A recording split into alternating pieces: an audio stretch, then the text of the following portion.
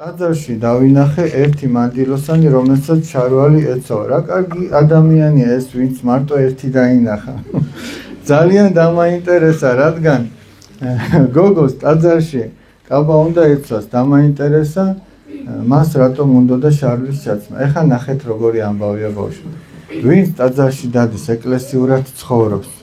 მან იცის, რომ ტაძარში შესაბამისად შემოსილი უნდა შემოვიდეს, მაგრამ ვიღაც შეიძლება პირველად მოვიდა. ვიღაცა შეიძლება ისეთი განსაცდელი აქვს, რაღაცა ტკივილმა მოიყვანა, რაღაცა იჯერ მაგ შავლებზე და რაღაცეებზე, კაბებზე არ ფიქრობს.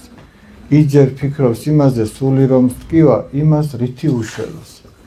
და ეს რო დაუამდება ეს ტკივი, ეხა მაგალითად აი რომ წაიქცე და ფეხი რომ მოიტეხო და სადღაც ჩხილიც რო გაიკაწრო ესე. ჯერ რომ ეს აქცე ყურადღებას. ფეხი რომ ტკივა, ჯერ ეს ტკივა და ეხლა ჩვენ ვამბობთ რომ აი ჩხილიც რო აქვს გაკაწრული, ჯერ იმას მიაქცეს. ის შარვალი ეგრეა. რა თქმა უნდა, ჯობია რომ ის გარეგნული წესიც დაიცვას, მაგრამ ჯერ იმას შინაგანი სხვა რაღაც უფრო დიდი იქნება აწუხებდეს. გესმით? ამიტომ მაგის გამო არავინ არ უნდა განიკითხოთ. დადგება დრო რომ ისიც ისწავლის, რომ კაბით უნდა შემოვიდეს და არა შავლით. ისე რომ თან მეორე რა არის, იცით?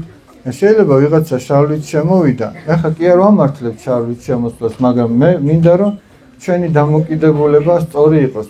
შეიძლება ვიღაცა შავლით შემოვიდა და ძალიან მორიდებით არის, აი თვითონაც ხდება რომ ეგ არ იყოს სწორი და დარდობს ამის გამო. გესმით? მაგრამ ჩვენ მის დარდს ხო ვერ ვხედავთ. ჩვენ მარტო მისი შარვალი დავინახეთ და ვამბობთ რომ აი ეს არ უნდა გაეკეთებინა.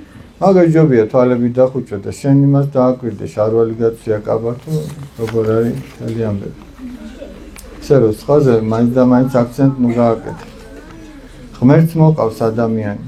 მადლობა ღმერთს რომ მოიყვანა. ზოგ შეიძლება ესე იგი ისეთი რაღაც აწუხებდეს, რომ საერთოდ ვერ ფიქრობდეს მაგას.